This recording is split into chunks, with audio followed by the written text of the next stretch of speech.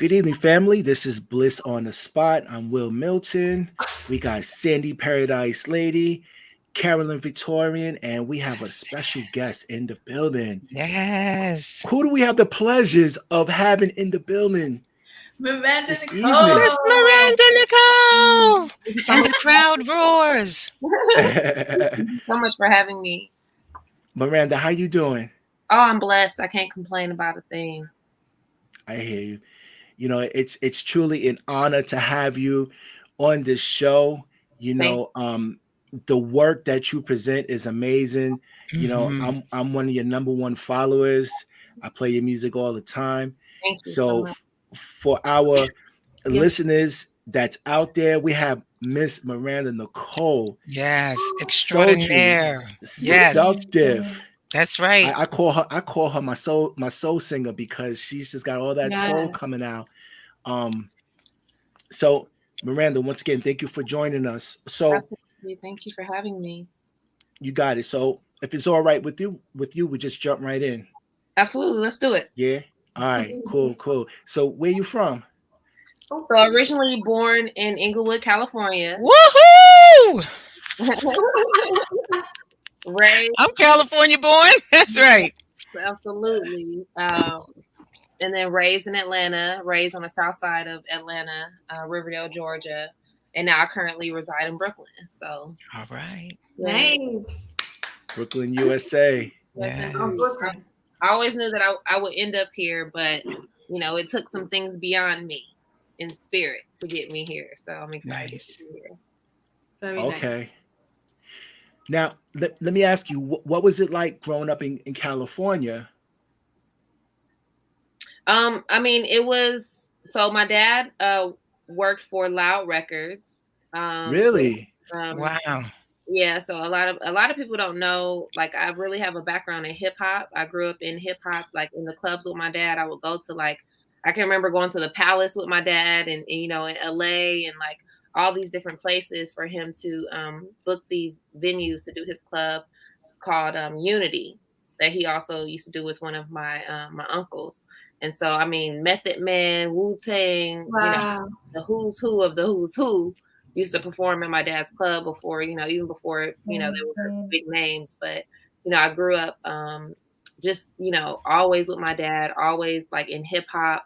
My dad is really like my first, like he was an influencer for me before that was even a thing. You know what I'm saying? Wow. And so, just growing up in LA, like it was just always hip hop. It was always Loud Records. It was always that. Nice. Wow. That is Now, interesting. yeah, very right. Right? Loud. Yeah. So now let me Aha ask you. moment. Yup. Now, what did your dad do at Loud? Was he like So, director? Like, so my dad worked in marketing at Loud. So because he went from working at Loud Records to work was the now defunct Rap Pages, but he worked at both. And so he always worked in marketing when he was working at the labels and things like that. But then in the capacity of the actual club, he was the owner of the club, and so he would act in that capacity as well. So mhm, I got to see him do multiple work in multiple capacities towards music. mhm. Wow. Other than your dad, anyone else in your household that were musicians or like into music?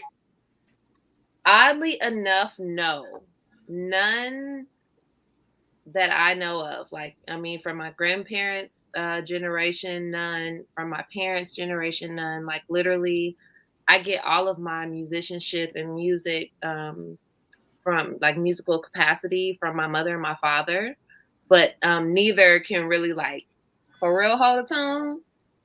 So Yeah. I don't really know, honestly. I think I could honestly just be the first one. But I'll tell you, my daughter is gonna be the same. Uh-oh. Go ahead. Go ahead. Because she is ready for the world. Okay, so Yes. yeah, I might be the first, but I definitely won't be the last. Nice. So when did you realize you wanted to be a recording artist, a singer? Or maybe I should go in that order, singer, if that's correct. Yeah, no, it definitely took a while, because for me, I definitely am a private person, and I just enjoyed, just the wholesome and holistic things of that make life amazing. Family, love, children, things like that, friendships, and definitely recognize that fame, if you will, can taint a lot of those beautiful things and experiences and relationships that we have with others. So for me, the exchange is not it's not balanced, So I said, oh, I'll just be a writer. I can be a songwriter. I can still get invited to all the good parties, all the good people, and I can just go back to the house, right, and be fine. But just spirit would have it differently, and sometimes you Mhm. just have to lean in. But I did say that, I prayed, I just asked God. I said, I do want to do this, but I want it the way that I am supposed to have it. I want it in a positive vibration. I don't want to have to sacrifice so much to be able to get it. And so that road is a little longer Mhm. than the latter, but it's definitely worth it. It's interesting that you mentioned that about fame, because sometimes with fame, it comes from like comparison. Like we kind of Mhm. compare ourselves to either our peers or other artists, in the world. And we want that fast, immediate outcome, or the instant gratification of success. And sometimes taking a shortcut route for getting fame could lead to like things later on in life that it Right. just we realize, you know what, I I can't get out of this situation now. Right. Hmm. Mhm. For me, I can't, because it's an incantation every time, right? Whatever I speak and whatever I'm talking about, I don't want it to just be for a check, because now I Mhm. gotta keep telling that, I gotta keep saying that spell over and over again. And if it's not something true, if it's not from my heart, it affects me, and it also affects many other people, and at the end of the day, when all this is said and done, I have to be responsible for that. Right. And so that's very important to me. It's more important than just, the physical accolades. Right. Hmm. Well, yeah, because as creators, we have to hold ourselves accountable for our craft, our artistry, and our image. Absolutely. Now, um growing up, like, were you singing in the church? Were you going to like performing arts school? Like, how did you get this, worked on the skill set or the development as a singer? So I did grow up going to church, but I wasn't like, I wouldn't say that I was like in the church, like a Yeah. lot of artists, like we like, baby, we was In it, there, but not of it. yeah, Yes. like 5 days a Mhm. week. That definitely was not my family. Mm. We was going on Sunday. Um, we was, In the back, on the side. okay. Now my grandma was gonna sit on that seventh pew. She was always on number 7. I'm like, okay, girl, all right. But it was always very inspirational to just go and listen to people just really sing in a very honest way. But I did, I was always in chorus. I actually, throughout high school, I sung competitively in girls trio. So I did that for 4 years. So I definitely, got that skill set, just from being in chorus and things like that, and in girls trio and competing, competitively. But I've never, other outside of that, I've never really had any formal, um, you know, training around music. And yet you are Okay. so amazing. Oh, thank Right. you. Yes, What? yes. Thank Yeah, I you. think there's something too when you say that spirit leads, spirit led, because Yes, you are right in the pocket. You are right where you belong. thank you. You definitely are. Definitely. Now, Miranda, who are some of your influences?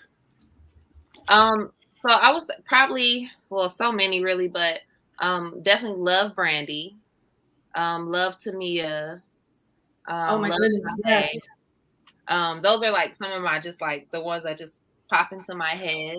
But for multiple reasons, from songwriting to tone to um even Aaliyah as well. You know, Aaliyah Yes. really was like one of my first, like she was my first muse, like really before I said, oh, I'm going to be a singer. And I think that was, you know, mainly because she was so different, you know, in her tone of voice and her singing capabilities. She wasn't like Anita. She wasn't Patti LaBelle. You know what I'm saying? She wasn't a singer. She was more of a crooner. And that's kind of what I see myself as. You know, I'm not giving you like runs down the river all the time and all this kind of stuff. But, you know, it's more about a feeling. It's more about just tapping into like my spirit. And so I would say like those are, you know, and then again with also Luther, Marvin, all of my influences are really like, you know, artists that I got from my parents. Because I did get that from, you know, that musical thing from my parents, like the hip hop from my dad, the soul and the R&B from my mom. So I still just always go back to those people or those artists because, you know, they kind of just bring out like helping me find my own voice. So yeah, I would say those are my top. Your vocal performance, like, you know, it's so angelic. It's like it see, Yes. we don't have to belt. We don't have to like really go up in the rafters to get our point across as a singer. Like, you know, some singers feel like right at the gate, first verse, first stanza, they gotta hit it. And we can get our point across without even yelling. I believe you do that so well. And what, you know, what I believe what Carolyn is saying is like just your deliverance, your performance is just, it shows all that. Thank you. You know? You just simply did. I am Miranda. And those arms. Do you remember? She came to Bliss. Her feet never left the stage. I introduced, her feet never left the stage, but her body moved the room. It was so eloquent. It was so mesmerizing. I was so proud to say, this is my sister. Yes. Yes, it was awesome. That was a nice night too. It was. Wasn't it magical? And she created a song on the fly. The happy birthday song. What was it? It's your MF and birthday. I was like, listen, we should make that a song. Okay.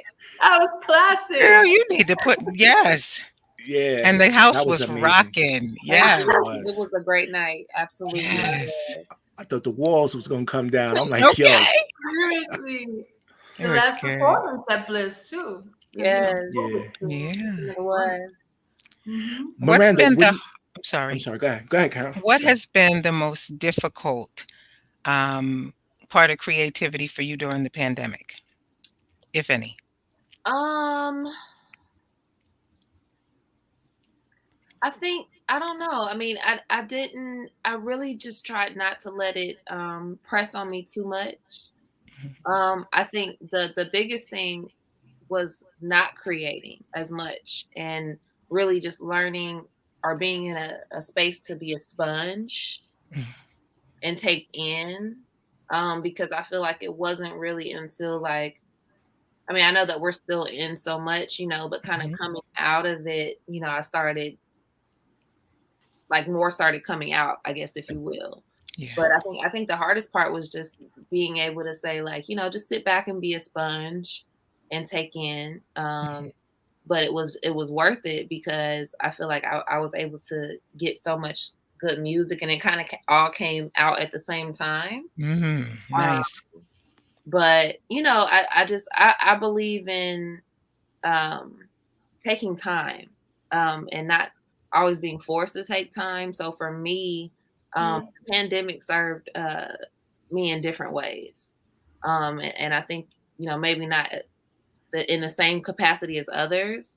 So for me, it was a really good time to be able to just look inward, stop, take in, soak in, be uncomfortable, you know, be in that uncomfortable space, write about it, get it out. So yeah, I mean, I don't know if that really answers the question. It does. It does. You know, I really just try to stay in the flow of things. because, you know, life is unpredictable, you know, and so, you know, for some it takes, you know, something like a pandemic to understand that, you know, unpredictability of life. Yeah. But for me, you know, I've really lived a life that's been very unpredictable my whole life. So it really didn't impact me, you know, like it may have impacted others. Mm. Thanks.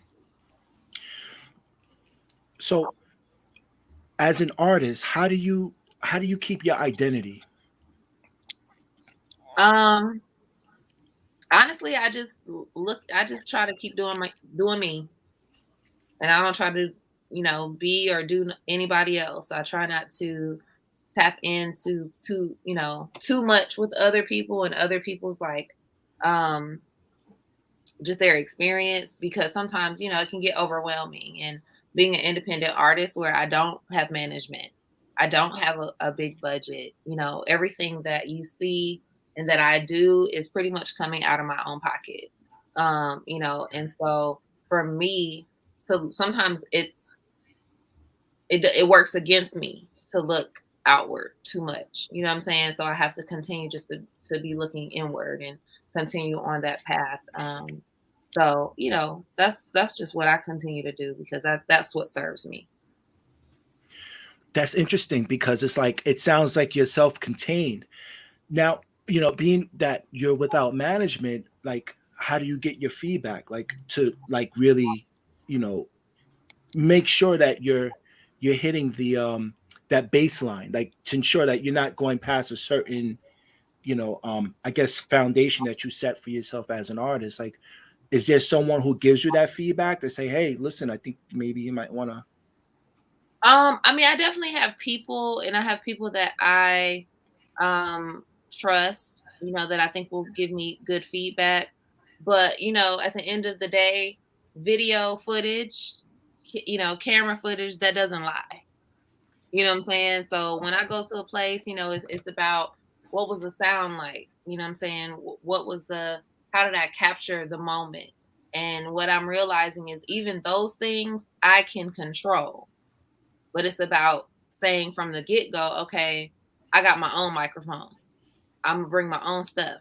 Because the thing about house, unfortunately, is you get squeezed into this space and everybody wants you to perform and be so amazing, but they don't know you didn't get a sound check. And you didn't, you know, you're checking your microphone as you're going. You know what I'm saying? You might be well into your second song, and for everybody it might be all amazing, but for the artist that can be very stressful, you know. Mhm. Mm-hmm. For me at this point, it's about showing up, but also making sure that I'm as vocal off the microphone as I am on the microphone, to say, hey, I need to be set up like this because my presentation is important as well. You know, even if I only have 10 to 12 minutes with you, Mhm. I want to make the most of it because it's very important to me. And as an artist, you know, that's how I get my next opportunities. You know, nobody cares if you didn't get sound check if you sound a mess. Mhm. You know what I'm saying? It's like we gotta, you know what I'm saying? So for me, it's more about showing up and saying like beforehand, hey, these are some certain things that I need in order to be able to present my best presentation and performance so that way we can move forward as well. Now, you mentioned the do-it-yourself artist, which I imagine consists of you being the label, you being the publisher, you being the manager, the artist. Um, what, how, with that said, how do you present yourself to your listener, your audience, and to the world? Like, how do you do that? Um, I mean, just honestly, I just try to always present myself honestly from the heart. You know, I just make music because, you know, when I sit down to write records, I pray and I ask God, you know, all of you and none of me, you know, and once I get into the flow of writing a record and a certain spirit moves, it's like, okay, I'm in the right direction, you know. Right. And then as from there, I'm creating, I'm thinking about the dancers, I'm thinking about the DJ, I'm thinking about so many different things. So I create music certainly for the people. But you know, a lot of it is really just in spirit's hands. and I don't have anything to do with it, just to be completely honest. I do my part and I pray over it. I pray on it. And, you know, God is really showing me way more than I could ever imagine. Mm-hmm. Miranda, do you play any instruments? I don't. I just sing and write. That's enough. Right? That is enough. Mm-hmm. So what's your favorite microphone? Because you mentioned you travel with your own mic. Like, what's your favorite? Well, I just don't let me fool you now, friend. Mm-hmm. I just over the last 6 months purchased my own microphone, and I couldn't even tell you what kind of microphone it is. I know it just worked. But it's a good starter microphone because, you know, first for rehearsing, you know, as I'm building with musicians here in Brooklyn, and you know, having more things kind of contain things like that. I just want to make sure that I have what I need, you know. But yeah, I'm here for. I would love if anybody knows any great microphones or whatever. As I'm building my studio, please reach out to me and let me know. I would love all of, you know, any suggestions for sure.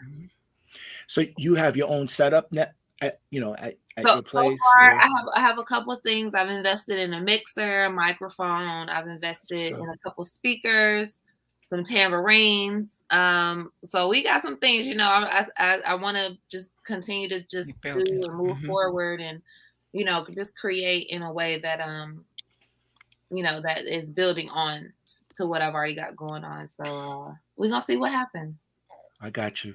Yeah, you know, much guidance with that for sure. Now, how important is the music producer and artist relationship?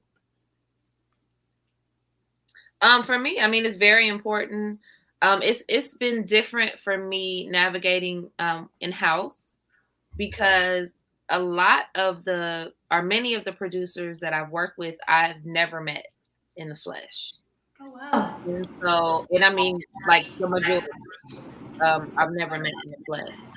So, even with that, you know, that's interesting for me because, like, you know, it's just how you speak to each other, right? Like how, you know, it's just like messaging and you could be on the go and all that kind of stuff. It's just kind of like the getting back to each other. But I am looking forward to being able to work, excuse me, in a capacity to where I can really sit down with a producer and say like, hey, let's work on these 2 or 3 records and really like build something. So, but you know, I know that will come, and I know that that's a little different, right, than kind of like the house machine a little bit.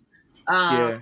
So, you know, it's just kind of like just figuring out the relationships that work and the vibrations that just naturally come together. Because I don't like to force things, you know, and I don't like it to feel like work, if you will. Right. Because I've been writing for a very long time, and so I've been able to train myself. Even if I'm not necessarily inspired, I can sit down and write a record. And that's because of the prayer life, you know, because if I do enjoy it and I'm like, okay, God, get me out the way, because I might not be inspired because I'm too much in my own head. So get me out the way and you lead me, you know, and as it comes, you know, and to me, like once a tear fall, oh baby, it's a hit. You know, because it's like, oh girl, you got completely out the way and just let God come in. So for me, God is my team. That's all the team I need. Because God is the only consistent team member that I've ever had. And that's just what I gotta keep. You know, that's who I lean on always. You know, there's always something magical that happens in the studio and maybe I'm biased to it, but you know, chemistry don't lie, connections don't lie, but there's always something that happens, that moment when you're working side by side with your production team, whether it's with the producer and you're actually in the room, whether you know on the other side of the wall is the control room and you're in the mic room, is having that relationship and that trust Yes. when you're working to get together. it's different. The chemistry is different when you're working remote or when you're working in one facility and then someone else is at another facility. That connection is not really there. Mhm. You know what I'm saying? Whereas you create that magic at the same time. Sometimes, yeah, that tear, the whole room might shed that tear, but you won't make that connection unless you're all in that collective Right. element, you Mhm. know. Um, so I bring up the relationship between music producers and recording artists because especially in house music, what tends to happen is because there are no A&R people, Mhm. there aren't really anyone there to say, look, we're going to develop, we're going to create a package, we're Mhm. going to develop it this way. You work with one producer, you know what I'm saying, under the supervision that main producer was supervised. So like say if they get another production camp, it's that main producer that's facilitating and make sure that everything is flowing. Like you take Quincy Jones and Michael Jackson's relationship when they did Off the Wall and when they did Thriller together, they created magic. Right. But once they separated, Mm. Michael didn't have those albums anymore like that. Neither did Quincy Jones Mhm. because that chemistry is no longer there. Right. You know what I'm saying? And for me, I think it's important for me to not push it. I think that there was a time where I thought that I did find a home, and it wasn't my home, and it wasn't, and I felt a way, but then I had to realize like it's okay, that this is not your home. This is just Mhm. a moment, and just focus on the moment, make the most of the moment, ride the wave, but always, because you have to be certain about who you are. And it has taken me some time to, obviously coming into house and not necessarily being groomed, I guess, if you will, for house music, but just kind of like, I really feel like house music chose me, more than I chose it, but How come you say that? huh? Well, How come you well, say? just because one, when I promised you, I thought I was going to sing ballads till the cows came home. Mhm. 'Cause I am Yes. not a dancer. Because when you think, okay, if you're singing dance music, how are you gonna sing dance music and not be a dancer? Like, you know what I'm saying? Like, how you not gonna be able to give a good 8 count? I'm like, friend, I'm not giving you no 8 count. It's not happening. But I had to be able to feel my own beat and feel my own Mhm. wave. And I think that people see that and feel that as well because you can still feel the beat and ride the beat, but you have to ride whatever you feel in your own spirit, and not so much like, the dancer spirit. But yeah, so at the end of the day, I just make music and I make music that feels good to me. And I would say that Kevin Hedge really gave me the best advice when I first started writing house music, if you will. And he just said, house is just a ballad. The tune is just a ballad. And once I realized that, I was like, oh, so I really am doing exactly what I've always wanted to do, And so, yeah, it's been beautiful. It's been an awesome journey. Yeah, I mean, shout outs to Kevin Hedge. I mean, Yeah. he would always Mhm. say one of the greatest remix you can do for like a dance or house tune is from a ballad. Mhm. Because sometimes, especially if we're coming from the R&B, hip hop, sometimes that tempo, that rhythm can intimidate us Mhm. because we're like, is it in the pocket? Is it Right. too Ooh, syncopated? But your flow just comes right in. thank you. Like you, and I can see why you say house music has chosen you because it falls right in It perfectly. fits Thank like you a so much. glove. Thank you so You much. know, Mhm. So you are not a dancer, but you dance. I'm Right. making a statement. You are not a dancer, but you dance. Thank I'm you. telling you. I'm also a radio host here in Baltimore, and I Yeah. had the pleasure of announcing one of your songs a couple of weeks Mm. ago. And I just felt like This is magic all over again. Thank I you. was watching you on stage. I'm like into the set, but I'm like, this is Miranda Nicole. And I'm going back to when we were at Bliss, and your feet never left the floor, but you are a dancer. You create this ambiance for us that is amazing. Thank you so much. Miranda, what was your first record, your first house record? My first house record was Kissing You. It was my first record, and it actually just made 10 years this year. 10 years. Woo! Wow. It's so crazy. A whole decade ago. Yeah, and so it's so amazing. It's what Kissing You did for me, and the doors are open, the people it introduced me to, the house, that it introduced me to is just like, I feel so loved and just so embraced and so thankful, for it all, and for it to be 10 years later and to still be making music that I feel like, people appreciate and reach out to me every day and just say, hey, I appreciate this music. Thank you for making this music. And sometimes, because, especially through a time like the pandemic, you're like, that time for me really showed me, because I always said, musicians and artists might be the ones that are the least kind of revered in a time when everything is going well. But when stuff really goes down, and there ain't no technology and there ain't no computers and no cell phones, when Muggs is trying to travel from one place, point A to point B, and getting around a campfire, it's going to be those storytellers, those musicians, those those songwriters, those poets, those people with that a certain and a different kind of magic that everyday, 9 to 5 society or, the machine doesn't always reverence. But those are going to be the people that are going to just uplift society and keep people together and keep people's hearts and minds together.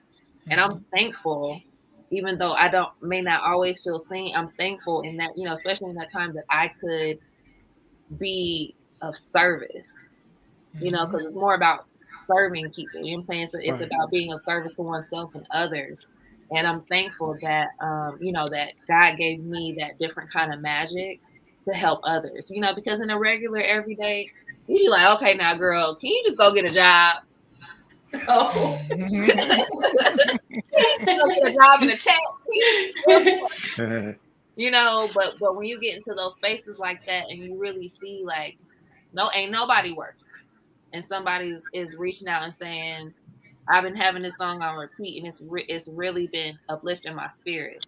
It's something that's something a check can't do.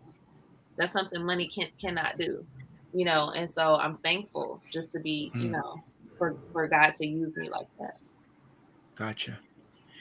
A lot of artists, great, talented artists, realize that it takes sometimes to leave their hometown in order to get that buzz to their own hometown. So what I'm saying is they got to leave in order for that buzz to come back home. Like Gladys Knight happened to her.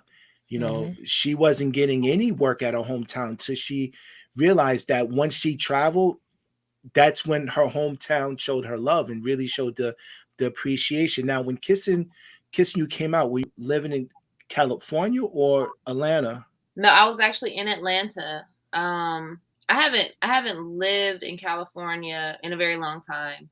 I was raised between the two, but from basically like high school throughout college, I was in Atlanta. So, I really contribute my creative growth to Atlanta. To like college, everything. That Atlanta is really what groomed me as an artist. California, that's just that sauce, that's just the word. But Atlanta, Atlanta really is what groomed me as an artist, for sure. Kissing You was definitely a New York song, but I feel like New Jersey is the one that really put it on the map. Okay. I love Jersey. I always tell people, for my first performance in Jersey, I've always told people, I love Jersey. And I've always loved New York. I mean, New York is the first big city I performed in. You know, and you know, they always say if you can make it in New York, you can make it anywhere. And for me, you know, I performed in New York before I lived here. You know, I had the opportunity to go overseas and sing in Beirut, and I was there. I Yeah. lived there for 7 months.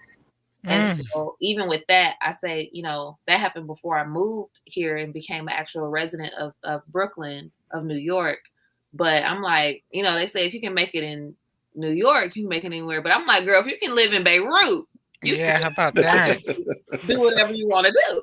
You know? Yeah. So when the opportunity came, and when I and it was spirit. You know, I moved here when I was pregnant. And you know, so it took a lot of different life-changing things to get me here. But once I got here, you know, it's just like, why be afraid? You know, when you've already done all these things. You know, you lived in Beirut for 7 months and performed in New York and New Jersey so many different times. Like, you know, I couldn't be afraid. You know, I got you. Mm-hmm. Like when you said 10 years ago, right? Kissing You came out. So I, you know, I can remember like at that time Boosie was she started to, you know, do her rise, and you had like Monique Bingham, you know, doing her thing. But when you came out, you had something special. You created something different. I remember I said to Ian, like, yo, that track is dope. And I was hoping that at that time you would have stood with Ian to create what I would, you know, would imagine would have been an album. Because with all the music that you have, and with, you know, with all these great songs, I see it like an album. I mean, the singles are great, but it's nothing like starting an album. Like, you know, you created song number one and you just keep writing, and then out of the 100 songs you pick your top 10, and you're like, all right, this is going to be this sequence, and you create a story with that album. Where sometimes like it disrupts the flow when you got to go to one camp and you go to another camp and you go to that camp. The album never gets done. And the thing is, we'll have so much material that's album worth, but it never comes out. Yes. Well, I was definitely, and shout out to Ian Friday for sure. It's my big brother. Love him so much. And I was thankful that we were able to do our Looking for Love EP, because we were able to, you know, just kind of come together and, you know, have a couple songs. And, you know, honestly, I think it's just kind of the nature of the business now, and people just want so much so quickly. And so sometimes it doesn't, like, as an artist, right? It doesn't always feel good to like go in the studio, make a 10 track album, release it, and then in like 2 weeks, people are like, well, when's the next thing coming out? It's like, okay, now, friend, did you listen to all the songs? Did you buy it? You know, I have people who will say, oh, you know, I love this record and this record and this record. When's the next record coming out? And I'd be like, I just put out a song 2 weeks ago. You know, or like, hey, did you hear this song or that song? And it's like, I put out records, you know, but I'm not gonna be on this like 2 week timeline, because that's not who I am. You know what I mean? Like, I'm gonna put out good music. I'm gonna put out music that means something. I want to put out something with a you know, a message. And you know, you just gotta get into it, you know. But you know, at the end of the day, because I do have a record that I've been working on for a while now, an independent EP still.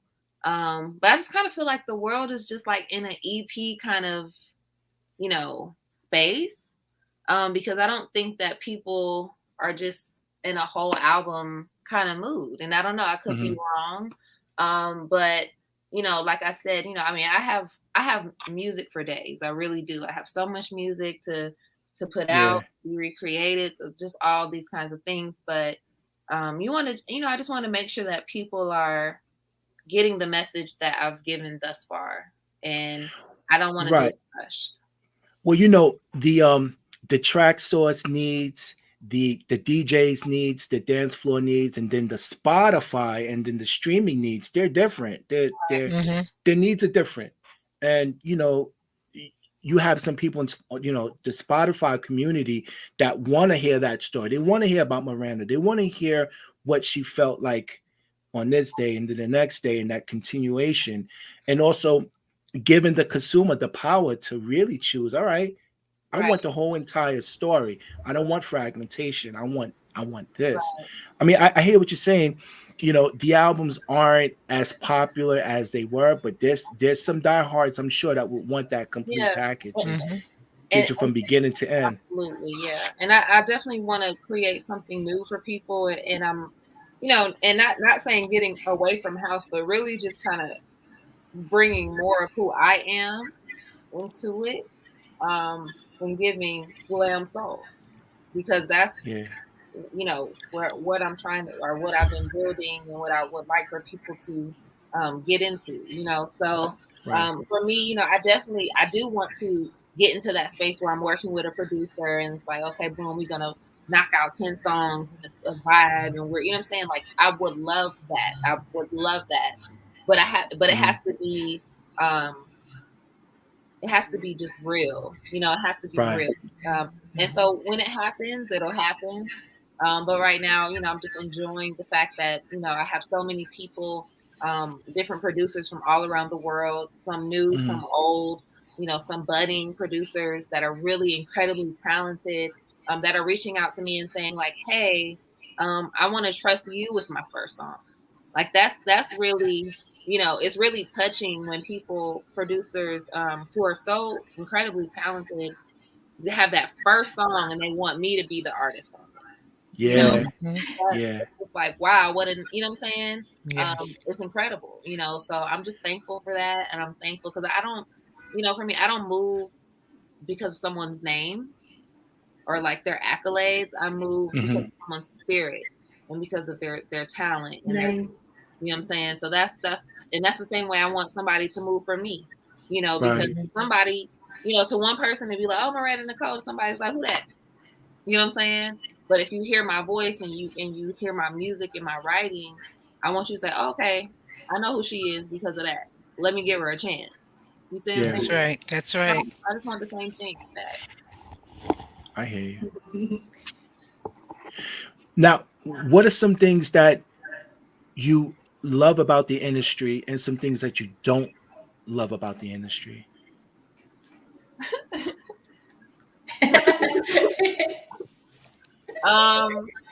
Da-da-da-da.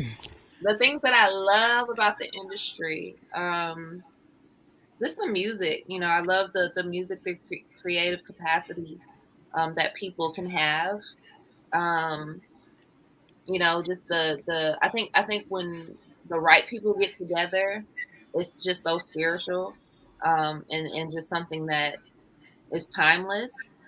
Um, I think the things that I maybe don't like, it's just all the ego, the ego and it's like the name, what do they call, my dad always used to use this term, label whores. And so that's what it makes me feel like. Yes. It gives me very much so, like, oh, my name should be more than who I am. It's like, maybe you should just be a person and not let your name, precede you, or whatever the case may be. But it's just the ego for me. It's the lack of sharing of opportunities. I've been, again, kissing you 10 years ago, and I have a lot of questions for people in certain places and positions. But it's okay, because I'll ask you when I get there. I'll holler at you once I get there. You know what I'm saying? Because I'm not, for me, I know what's mine is mine. And I know the prayer that I asked when I got into this. So sometimes it might feel a certain way. And I could go on and on about friendships, relationships that I've had from high school, college, to people who are really doing amazing big things. And, everybody wanted to believe in you so good when they don't have nothing. And then they get something, they forget that they believed in you. And you still working hard and you're coming up. But now they're in a position that they could really an introduction. Reach back. That's right. Right. You know, when I tell you, I literally only have, and I'm gonna shout her out, Roberta Moore. That's the only person who has ever reached back to me when she really got put on. Like my sister was personal assistant for Carrie Hilson. Okay. To personal assistant for Wendy Williams. Uh-huh. Really in some real spaces, you know. Yeah. When I tell you, she wasn't Carrie Hilson's personal assistant for more than 2 weeks before she called me and was like, "Girl, you trying to sing background? Can you get here in an hour?" You know, and she's literally the only person who, when she got that opportunity, all that lip service she was giving me, she said, I still remember, and I see you've been working hard, you've been doing it on your own. And, you know, I know people got stuff, but it's, you know, it's interesting to see because to know so many people and to just kind of see like, damn, all y'all just forgot that I be singing. All y'all forgot, you know what I'm saying? And not just be singing, but I'm out here really doing it. And doing it good, and doing it well, and doing it genuinely.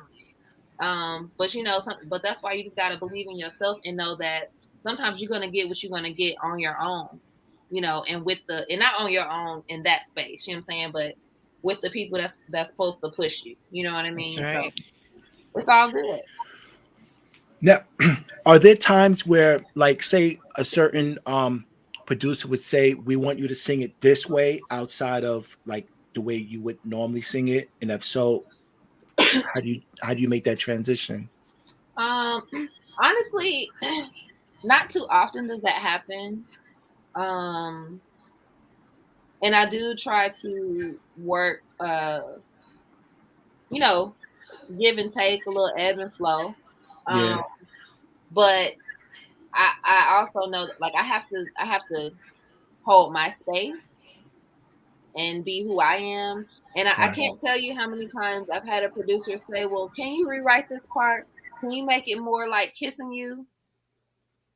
And I'm like, "No, friend, I cannot make it more like Kissing You. There's only one Kissing You, okay? And we're not gonna do it again." You know, and it's I have to grow as an artist, and sometimes people, you know, because of Kissing You and because of certain records, they want to kind of keep you into in that the box. Yeah, in a box, and I'm not gonna do it. Right. No, I love you so much, appreciate you, but I'm not doing it. So you're gonna get. Good for you. I can try to put a little extra sauce on it for you, a little whatever, make it a little more, but it ain't no more Kissing You. Kissing You is Kissing You, and we done kissed them, and we That's it. Right? Okay. Miranda, how many harmony parts do you usually record in? Like when you do your layers of harmonies? Oh, well, there's always usually 3, at least.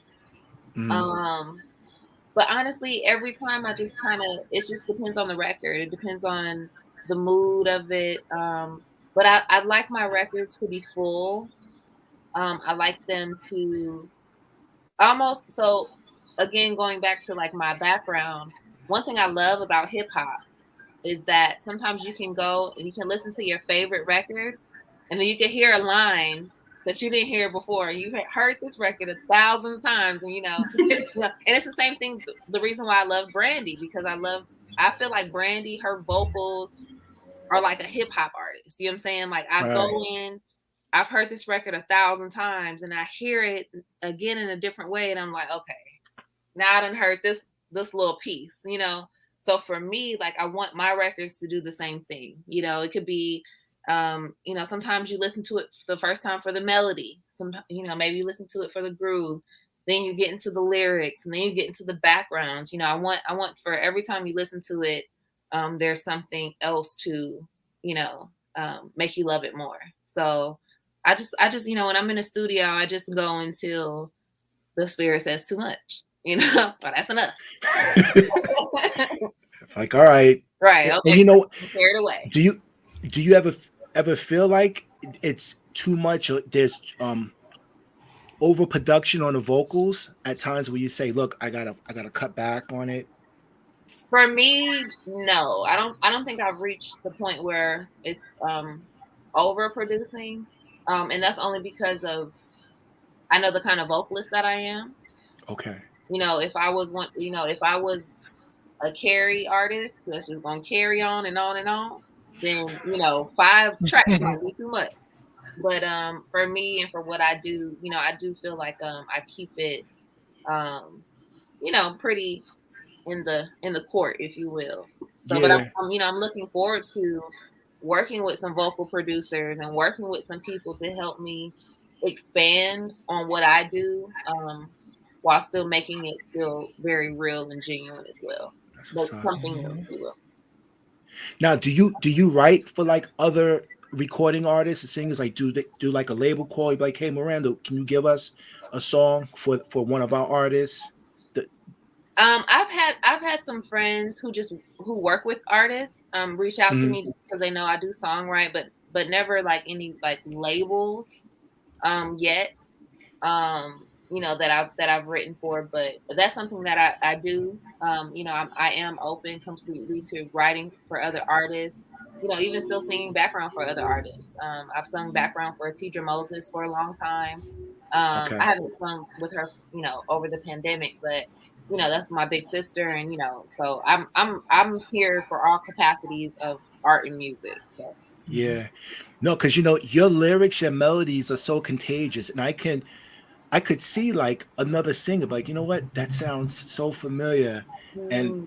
it sounds like Miranda, but it's not. It's you know what I'm saying. So yeah, I mean that's legacy right Who there. knows? Who Uh, knows? Maybe I'm touching some artists too. yeah. Now, what are some labels that you had some of your music on? So thus far I've worked with I put out a lot of records on Tribe Mhm. Records. My last single, or yeah, well, my most recent single, Shine, just came out on Tribe Records. Love Um, it. and I've also done. Thank you so much. I've Hmm. also done a few records with NDATL, which is Kai Alce's label in Atlanta. Um, Yeah. we worked with of course, you know, Ian Friday and Libation Music. Hmm. Um, and who else is there? I put out so many records on Tribe. Um, but I work, you Mickey know, Affleck too. I'm sorry. Mickey Affleck. Yes, yes, yes. My passion. That was my first record. Actually with a woman producer, which was amazing. So love that, and really looking forward to doing more records with Mickey. We always Yeah. talk Mhm. about it, but I know, you know, That was a great collaboration. once we get it, it's gonna be so good. So I'm Hmm. really excited. I have a new record coming out with Spirits in Motion, which is Nadia Ishe Nice. and Montana Monty, called Sugary. So we're not sure Nice. what label that's gonna come out on. But we're, you know, looking for some other like remixers. We definitely want to keep that kind of like women based. You know, and like even, you know, that's what I have loved about working with Mickey, and also about working with Spirits in Motion. Is just to really kind of create a space for women. You know, women Yes. producers and DJs and label owners and, you know, artists, to be Hmm. able to come together in that space and control the whole thing from beginning to end. And so I'm just really excited. I'm excited about all the work that Mickey's getting, all the work that Spirits in Motion is getting, you know, for just DJing, and how that is also just going to be so awesome, you know, as we're working on, you know, some music in the background as well. So Yeah. I'm excited because a lot of it, you know, it is driven, you know, by the masculine energy, which is awesome. But we definitely want to make sure that we're just holding that space, you know, and Hmm. creating that space. And even I feel like that performance piece is that space of for like that other energy, you know. So we just Right. want to make Uh-huh. sure we're creating that to give people Yeah. sort of a dynamic experience. But Miranda, you're like the voice for a lot of women. For for for some of the women who really um sometimes look for the right words, and I think your songs create that for a Mhm. lot of women. Thank you. It's like you create Tastefully. a lot of women anthem songs, and for the fellas, let Hmm. me tell you, because when we when we asked you to perform at Bliss, some of the dudes was like, well, we can't wait.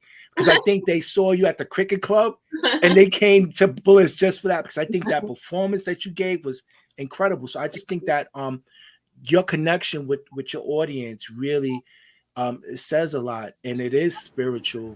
It's like you're able to make a statement. You're able to create energy in the room without even saying your first melody line. Thank You're you. like, it just happens as soon as you hit that stage. And I saw that up there. I'm like, look at that, so yeah, you create anthems for a lot of people. Thank you. I want to share something. Okay. So if you could just give us some insights on this. So I'm going to mute it because I don't want your publishing to shut us down. So nice. So this is Shine, right? Yes. All right. So just give us the inside scoop on this. Like, how did it come about? The birth, the idea, the concept. So what's incredible and just amazing is that I actually wrote Shine many years ago, at the same time that I wrote Butterflies. Oh, Butterfly. Yes, in the same love I literally had just met Dean. My maternal grandmother had just passed away. And so both of those songs were birthed in that same session. And so many years moving forward, I met this beautiful, beautiful woman, another mom. Her name is Ashley. She goes by the Virgin Artiste, and she is she's a mother. She's an artist. She's a body painter. She's just incredible. And so we met, we just vibed, and this is actually our second collaboration together. That's her actually in that scene there with the afro. Okay. But this was just about the people. I wanted to create something to show people like, hey, I'm here in Brooklyn now. I'm living in New York. I wanted to create something that was done in the community, that spoke to the community. And literally, there are so many different manifestations throughout this video and throughout the time of recording it and creating it that just came, just all together, like just so genuinely. And it was just beautiful, and this was just, we recorded this during the pandemic. A lot of the people, we featured a lot of Black-owned businesses in the video, from Mr. Frank's Barbershop. God rest his soul. He passed away. Right, that scene was right there was Inktastic, a Black-owned tattoo shop in the neighborhood. We have a lot of different Black artists. You see my friend Freebird here. You see the dancers, all from Brooklyn, all Black dancers, all just being just their amazing and beautiful Black selves, and just, we got, hard hitting Carrie. We got so many cameos, and my friends, I have friends from Atlanta, I'm saying? We got, my crew, we got, E that came through with the dancing, E-Man Wild, came through. That's my friend who's always been such a big support. That's my friend. I just love him so much. And he brought the whole connection through, the whole Latin connection, you feel me? So, what I'm saying? So we did it way big, and it was just absolutely amazing.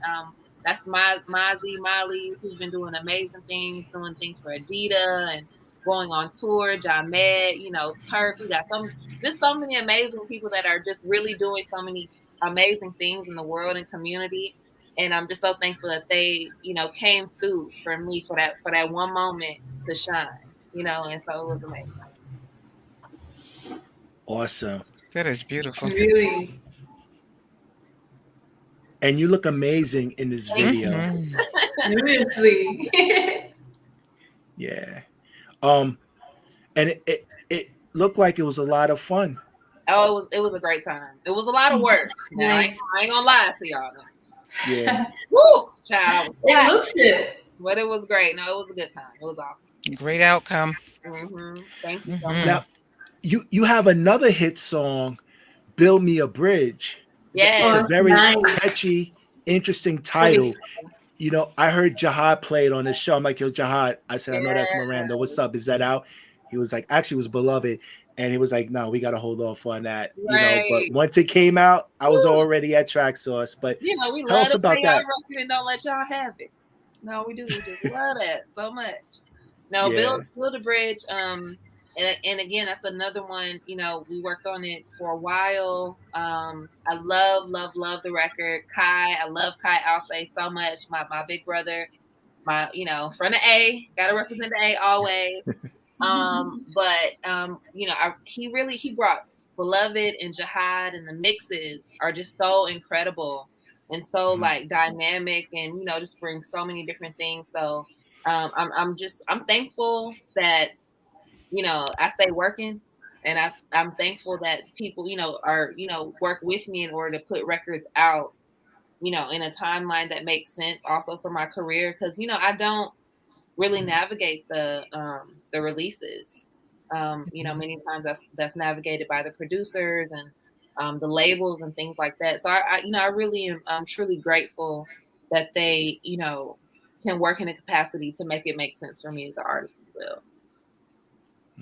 Nice. Yeah, much love and shout outs to the ATL crew, Kai, DJ Kemet. Yeah. They doing it out there, out in ATL, Mm-hmm. man. They're I doing it. Listen, when they said that, when they announced House in the Park was going down, I said, I'm getting my ticket. Baby, I said, and you gonna have your ticket too. I'm trying to show my baby off. But she was like, she was having a good time, but it was a little overwhelming for her. But it was amazing. It was amazing. I mean, I came home and I wrote 2 more records, Wow. So, and I'm so excited because the work that I'm doing now, I'm in talks with Ivan Diaz. And so I'm super excited about, this project, because we've been talking for a really long time. And I'm just really excited to work with music in a different capacity and stretch myself and try new records that I've never, had before.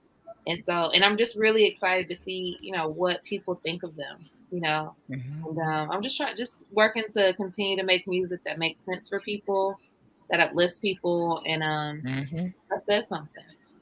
Yeah.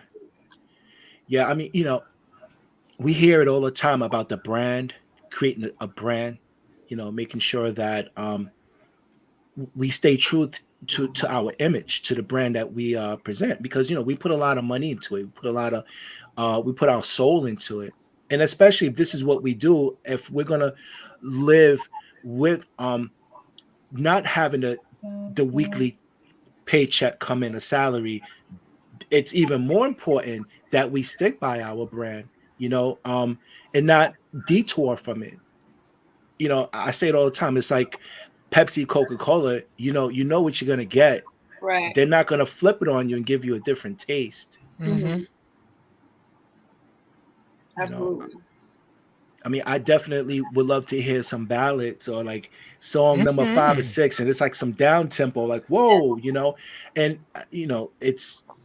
it just shows versatility, that you're not locked into a box. Right. You know? Right. And that's why I really hope that all the fans and listenership that I have garnered thus far over the last 10 years, that people will come with me on the ride, and that they will, stay locked in, if you will, for the new things and the new music that I'm going to be putting out. Because sometimes that is a thing, and that's why I had to make sure that even when I'm creating these house records with producers, that you always, somewhere in there, you hear glam soul, because that's Right. my work. Right. You know what I'm saying?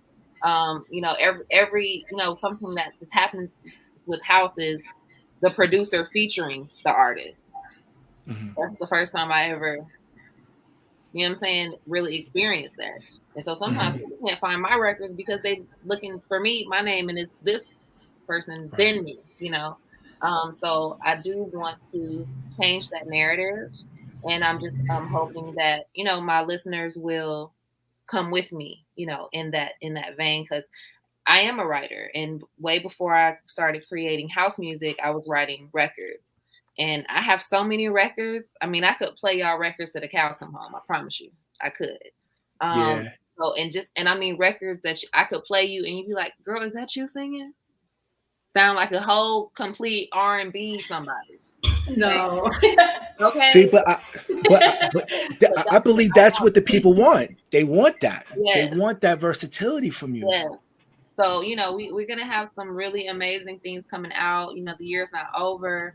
You know, I have been holding on to my own EP called Ginger. And I've been holding on to this girl so good for like 5 years. Since Lebanon, I've been holding on to her. And I think part of it is just like not knowing how people are going to receive it. But I'm absolutely, you know, God has been just pushing me, you know, say, just let it out, just put it out and just see what happens. And just let, you know, just to get it out, you know, because I can't keep holding on to it. And, you know, luckily, you know, when I make music, it's always, my main goal is to make timeless music, you know, to make music without an expiration date. Right. So because I do that, you know, I give myself that opportunity to release it whenever I want to. But, you know, we just want to keep in the flow. And, you know, I feel like letting go of things invites new ideas and new opportunities in. So, you know, we just stay in the flow. Gotcha. Nice. Family, any questions for Miranda Nicole, please put it in the chat room. So Miranda, when it comes to writing a song, like what comes first? Is it the lyrics, the melody, the hook, the verse, the bridge? The prayer for me. Wow. It's the prayer for me that comes first. Again, you know, my prayer is always, God, all of you and none of me. Because again, words, music is an incantation. So I have to say it over and over again. I have to speak it over and over again. So if it's not genuine, if it's not heartfelt, if it's not spirit led, it becomes a whole nother thing. So that's first for me is the prayer. Then it's the visualization. You know, I visualize the dancers. I think a lot about the dancers. I think a lot about the movement of the song. I think about the bodies that I see in motion. and then the words usually come. Okay. So more of a feeling. You get that feeling. Absolutely. Because I can hear a song. Sometimes, I mean, I'll have records and the producer will be like, now, girl, do you have something yet? I'll be like, no, I don't. Because if the spirit ain't moved, it hasn't come yet, you know. But then for me, when it's right, that song is going to come and I'm going to get all of it. It's like a download. It's like a download. It's just going to all come. I might have listened to the record many times. I may have not listened to the record thoroughly at all, you know. But when I sit down and even I might just listen to it, I might even say, oh man, listen, they told me, girl, just listen to the song right quick. And I might listen to it and then it might hit me and I say, oh, I feel something.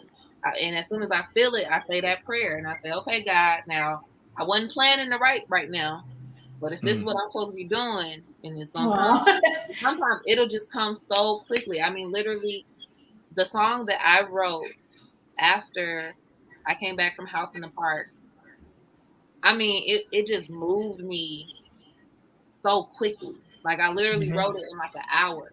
The whole time I was just wailing. I was just crying. I was just coming out, you know. But everything was just so powerful, you know what I mean? And that just made more space for some more things to come through for other records, you know. So, you know, I don't always plan it, you know, can't always plan it. But, you know, when it comes, planning's definitely me, for sure. Do you prefer your vocal booth or the area where you do perform to be a certain way, like candles, dim lit, you know, like dim lights? Oh, when I record? Yeah. Honestly, friend, give me some whiskey. Some water. Okay. Some tea. Okay. and we can have some jokes. I like it like the barbershop. I like my studio sessions like the barbershop. I like to talk stuff, some mess. I like to tell some stories. You know, Yes. I like to just get it going. Cut up. Yeah, exactly. Just cut up a little bit. Yeah. Gotcha. And, and then we just get to work. Yeah. So That is Miranda, wonderful. Go ahead. I'm sorry. House UTs had a question, and the question was, which of your house music song lyrics are your favorite? I would say my favorite song, lyrically, is probably "Looking for Love." That is the record that's on my EP with Ian Friday. Because if you listen very closely, the song is really about my family. And also I wrote that song also shortly after my grandmother passed away too. So that song is just it's filled with a lot of like emotional things for me. So I would say that song is probably like my most treasured as far as the lyrics. Okay. I'm going to What have to take is another listen. your most memorable performance, and what was it about it that made it that? Oh, I think my most memorable performance was probably when I performed in Boston at it was a club called The Machine, I think. And I would say it was my most memorable performance because someone proposed to their then girlfriend. After I performed "Kissing You," Ah, and like the whole. And that was like very early on in my career and my performing experience. So I would say that would probably be like the most memorable. that's a good memory. Yeah. That's a Told you write anthems. Yeah, you done talk somebody into marriage. I'm like, Girl, Right? I didn't think about you this way until I heard that song, but that song made me want to marry you. Yes. Yeah. Set Mel want to know what type of whiskey. Oh, friend. Listen, the kind that grow hair on your chest. I don't know. Okay. That's Set Mel, boy. Set Mel. Maybe, I don't know. Any kind. What's your most favorite? Is it recording or performing? Ooh. So they both give me two different things. But if I'm gonna have to choose one, I'll probably say recording. And only because it doesn't take as much to get into the, you know what I'm saying? Like when I perform, I have to, especially because I'm an independent artist, I have to think about the look. I have to manage so many things. Yeah. That sometimes it's like I have to be the artist last, right?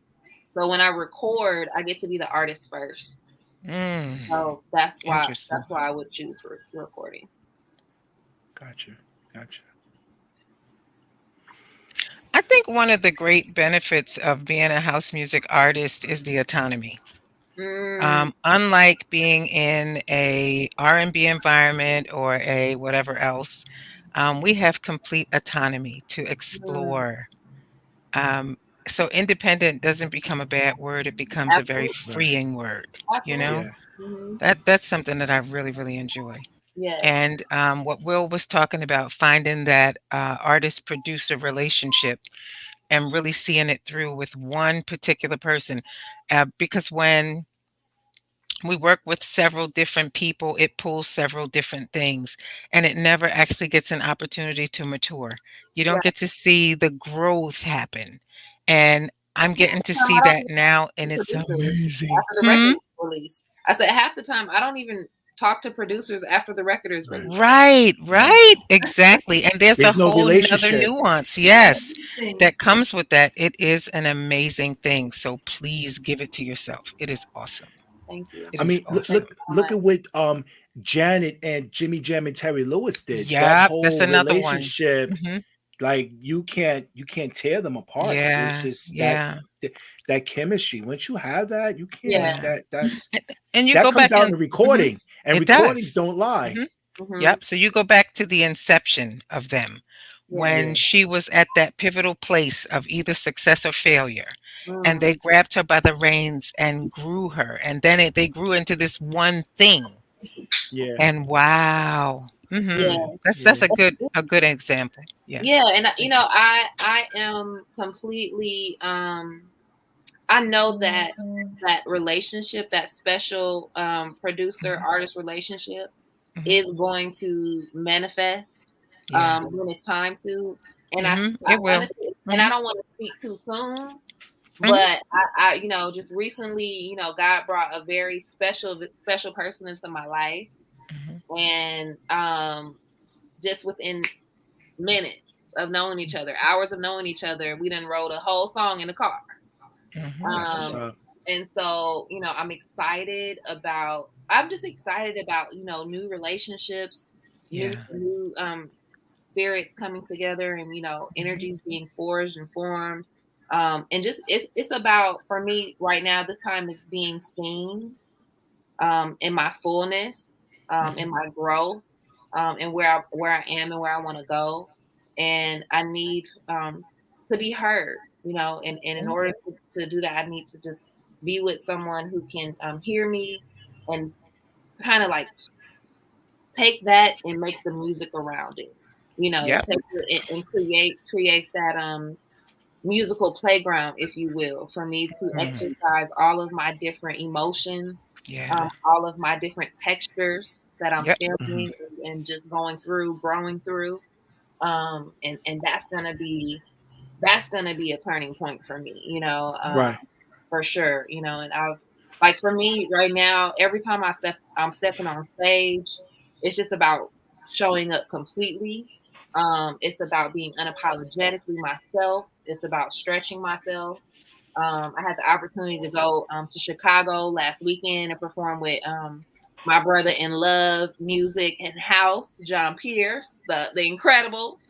Okay. And so that was just an incredible experience, and to be able to see his show, right, in all the fullness of his show, not just performing as a in between two DJs, if you will, but he created Mhm. a house show for the musician, for the singer, Mhm. and it was just a different experience for me, a different light, for me to show up in. And so I'm just excited about all the cool things and the amazing ways we're going to stretch ourselves moving forward, and Yeah. stretch people as well. Mhm. Who would you love to collaborate with? Oh man, Black Coffee, I'm coming to get you. Hey. Throw it out in the universe. Okay, hey Trinata, I'm coming to get you too, friend. Um, all the good people. Listen, I want to work with I honestly, the big names and the who's of the who's, it would be amazing. Um, but also they know I'm out here, and I love y'all, Right. but y'all know I'm out here, and I've been Right. doing it now, and I've been doing it good now. Now come holla at me. Okay. So honestly, the people that I'm looking forward to working with are the people who are hungry, the people Mhm. who have that spirit, that people who have that fire, no names. Those who I'm looking forward to working with. I'm looking forward to working with the ones that ain't got no name, so we can make a name for ourselves together. That's what I'm looking Mhm. for. Oh, sweet. Mm. That's And awesome. having that trust and respect, that collaboration between the artist and the producer is so very important. And trusting that the artist is gonna deliver, letting the artist fly and do their thing, and knowing that it's okay. Hmm. That if there's a minor glitch, it's all right. Whereas you don't have to, like, all right, I'm gonna plug in a plugin to make this because I don't really trust this Right. person's performance. You know, um, just having that trust that um, whether it's the producer or the artist, that the whole team is going to deliver to give a good product. And you get that when you have that connection, when you have that rapport, when you go out to dinner before you even have the session, and you get to know one another, because by the time you're in the studio, you've already written a song because you already made that connection before you even step foot. Right. And to me, I think that's so very important, you know. And also just letting go of the expectations, or letting go of the, anything that's kind of keeping you like bound. For me, like when I go in the studio, I just want to be free. I want, if I have to worry about making a mistake or this or that, like that just holds up the whole process. But when I feel free, and two, when I trust you, because I'm very much so like, now, friend, you heard that sound a mess. I gotta pay for this shit now. But you see what I'm saying? Like, come on now. You heard I found a mess. Just cut me off and be like, oh, no, do it again. It's okay, because now we cousins. Okay. So, but it's beautiful, and for me, like that's what music is about. It's about bringing us together, and just making that connection. Most definitely. So Miranda, what's next? Like, what are you working on? As music, new, show, some tours coming up. Like, what's happening? Well, I'm super, super excited. I actually just got the invitation to perform on this Saturday at Fort Greene Park for Soul in the Horns. I think it might be the last block party that they're gonna do.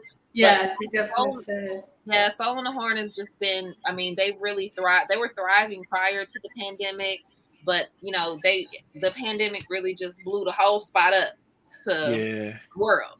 And so they were awesome enough to, a few weeks ago, actually maybe about a month ago, help premiere my new video, Shine, that you just played. Thank you so much. And showed that on their platform. And then last week I just got the call that they wanted to invite me to sing a couple songs for their last block party, which is just an incredible honor. And just like, I'm just like, baby, the price is going up after Saturday. Okay. But it's going up. And so but just so excited about that. I'm excited for the release of Sugary with Spirits in Motion. We're going to be working on a new video for that. I'm excited about that. I'm excited to hear more about what people feel about Build a Bridge with Kai Alce and Jihad and Beloved.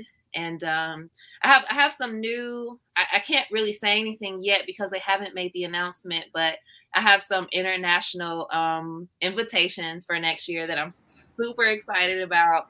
But I have to wait for them to make the announcement before I can say anything. That's awesome. But just, I'm just thankful. I'm grateful, and I'm just open. I'm open. My heart is open. My spirit is open. And, I'm just open to whatever is going to happen in the future. And, how my life has already been touched and how it will be touched, and how I can use my gifts to help other people, because right now we live in a very sensitive time, and a very, and I do want to make sure I give this to you because it's important. But the song that God gave me when I came back from House in the Park is What a Time to Be Alive. What a time to be alive. And so I'm so, this record is just, it's so heartfelt, and it's another message. And the first person that always hears the music and gets the lyric is me, right? So it's an incantation, it's a message for my own soul and my own spirit, a reminder for myself. And so I know that if it does something for me, I hope that it can do something for other people. That's powerful. Shout outs to the people that you did mention. Shout outs to you first. Yes. Miranda Nicole, Spirits in Motion, Natasha Diggs, Jihad Muhammad, DJ Beloved, for definitely just working on that collaboration, because you definitely have something special happening, and I know that performance is going to be off the hook. So excited. Yeah. So where can people find you for like bookings or just want to stay, current with what you're doing? Yes, indeed. So IG is always a good place now in 2021. I feel like, so Instagram, Glam Soul Star. You can definitely always keep up with me on Facebook, Glam Soul Star, Miranda Nicole. If booking wise, book Miranda Nicole at gmail.com. But I'm on iTunes, I'm on Spotify, I'm on TrackSource, just Miranda Nicole. And yeah, and just I'm always here if people just wanna drop in my DMs and just give me a blessing. I love it so much. That's right. Don't send me no crazy pictures, friends. Okay. That's gonna flood it now. Right. But no, so yeah, just those spaces, those places, and yeah, definitely always, looking forward to working with new people, hearing from new people, new producers, artists. Don't be afraid to hit me up, because for me, part of and not saying that that's what I do in as far as the music, but part of my platform is give back, and that give back can come in many different ways. So I do things in the community, but part of even my give back in music is to work with people who may not have a name yet. You know what I'm saying? Because I didn't always have a name. You know what I'm saying? I feel like I'm still working on my name. You know what I'm saying? If you ask me. So I never, like, why not work with somebody if they're talented and they're amazing? That's right. So wow. And that's a very, very humbling, presentation, because fame could be a sickness, it could be a disease. I don't. Yeah. Hold on one second, because I don't want my computer to be okay and die. So this is Bliss on the Spot. We got special guest Miranda Nicole in the building. We just chopping it up with her. So all right.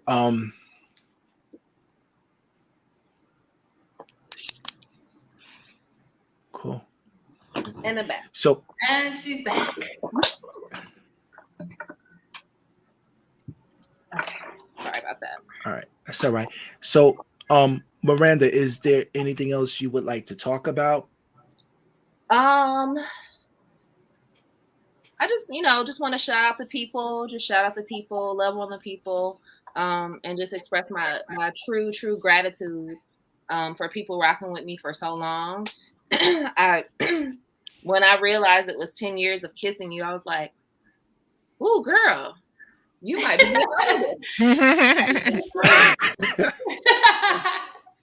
But so I'm just truly filled with gratitude that people have been able just to see me for who I am and love on me and encourage me. I've had such an amazing experience within the house music community, and I'm just hoping that it opens up more. But I'm just hoping, honestly, not even hoping. I'm working towards shifting the things that I need to come in and shift.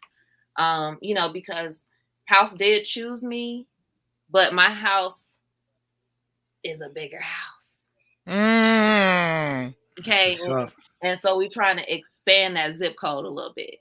And so, you look for your mama and your daddy, if you will, to create those opportunities for you. But if mama and daddy ain't gonna do it, then you're gonna have to go on out here and leave and cleave to your own other house and do your stuff. That's it. That's so right.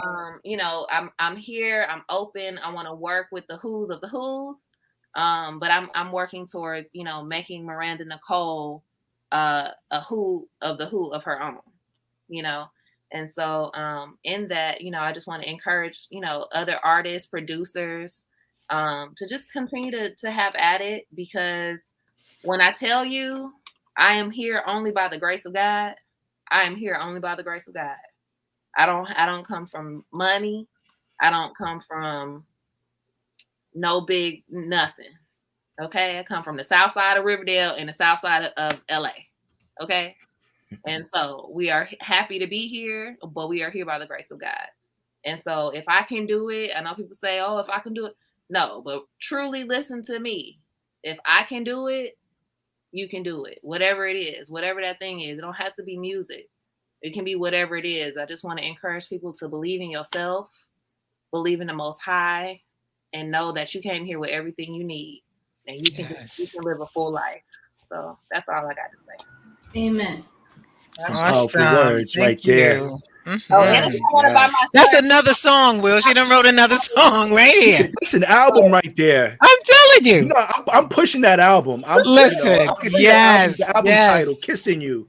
Now I do want to shameless plug my T-shirt because I've had this T-shirt for a long time. House is where the heart is. That's beautiful. That's so cute. So y'all can get these. These are in production. They are available. This is a very special print. One of my really, really good friends, Chilio, his daughter, she's a supermodel, but she's also an artist. She did the shirt for me. So it's coming from India L, who is a baddie herself, amazing and talented. So hit up my good brother Will Milton if y'all want shirts, okay? Most y'all definitely. Get a discount. I'm gonna let y'all get a discount if y'all hit him up. I'm gonna give y'all $5.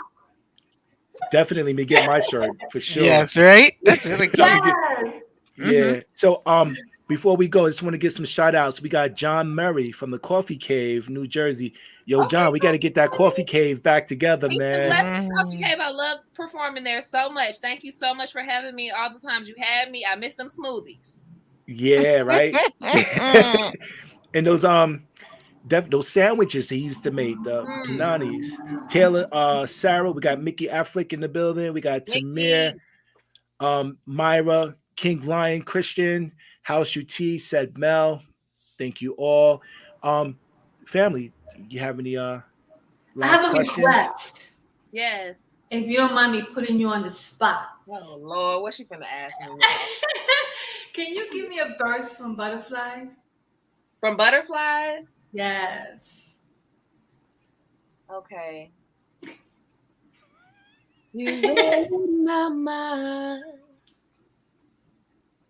Now it's just a matter of time before I give my heart, before you are a part of me, till I bear till the sky falls, and the sky ain't never falling. So that should say I'm all in. Wow. Yes. That's what's up. Thank you. Yes. Thank you. And girl, Spine chilling. So you know you special. Spine chilling. Somebody gonna ask somebody to get married right now. Or make a baby or something. Something's Make gonna a baby. happen. Yes. That was with the show on repeat. Wow. Yes. Okay. Thank you. Wow. Thank you so much. Sister, I bless you. I Thank bless you so you. much. And I just pray that the Most High open doors for you that you never, ever, ever dreamed of being open. You are deserving of the absolute best. And please continue to nurture us with your music. Thank you. Please so continue. much. I'm watching you. I got my eye on you. Thank you so much. I appreciate y'all so much for even being here, and I'm filled with gratitude. Thank you so much. Yes. You got it.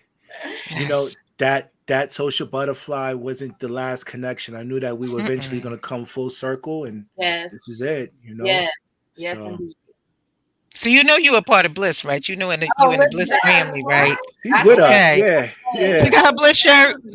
We're gonna get her one. Yes, Miranda. Miranda does Bliss. Yeah. Yes. Welcome home. All right, family. Bliss on the spot. Will Milton, Sandy Paradiselady, Carolyn Victorian. Ricoh Scott couldn't join us. He's on vacation. Sending love out to Coco. Yes. Somewhere fabulous, exactly. Mr. Fabulous. Yes. So we want to send some happy birthdays out to him. Yes. Miranda Nicole stopping by to chop it up with us. Thank you so much. Yes, thank you, sis. Thank you for the invitation. Come back. Schedule. I appreciate it so much. Thank you. No doubt. All right. Be safe, everyone out there. loving you all. We're gonna catch up real soon. Yes. Peace and blessings.